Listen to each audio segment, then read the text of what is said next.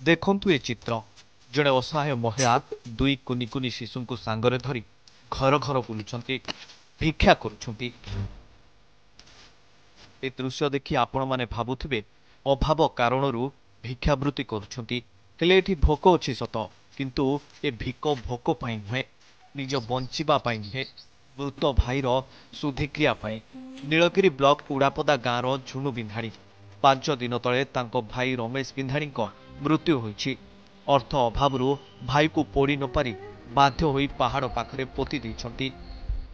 तो करबे आ भाई सेते जते राखी बांध देथिनी मो भाई डॉक्टर भाई आ सी मते जते उछुणिका आ छाड़ी की चली गला मु ता कर तो निहते करते बाध्य होछ मते आ आमे तो भाई भळनी दी जण हमर तो केही नाहंती मन भी मोरनी मार भी बंचना भी मोर मो तो छुआ छोट छोट अछंती किछ करबे मु जानि पारनी। तांको जदी गुटे घर कर दिया हुआंता सरकारी साहाय्य अर्थरे से आपातत से केमती कौन चली पारंते। स्वामी छाड़ी देबा परे 4 जण भणजा भाणीजी और असहाय भौणीर सहारा साजिथिले भाई। अर्थाभावरू से भाई को बंचाई पारिलेनी।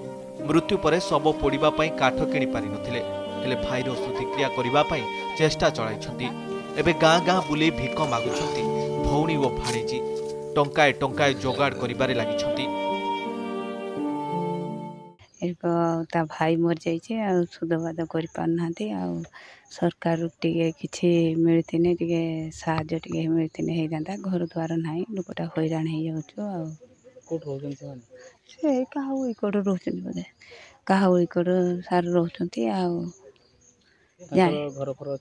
कहार नाई चलवा ना असुविधा शुद्ध हवा ना असुविधा शुद्ध हो पार ना भाई आर घर ना लुगा शाढ़ी खांचिक रोच लोक गुड़ीकड़ रोच शोचती आम सार्ट पैंट पिंधार द्वारा छुआ गुड़ा पिंधुंट आउल पत्र तो मागती आसिक खाइबा ना कि जो हाथ में दिने भाई को राखी बांधी आज से ही हाथ में गाँ गाँ बुली भाईर शुद्धिक्रिया भिक्षा मागुछंती। तेबे देखा बाकी रहा केबे स्थानीय प्रशासन रो दुखिनी महिला दृष्टि पड़ुछि। नीलगिरी दिलीप स्वाई, कनक न्यूज।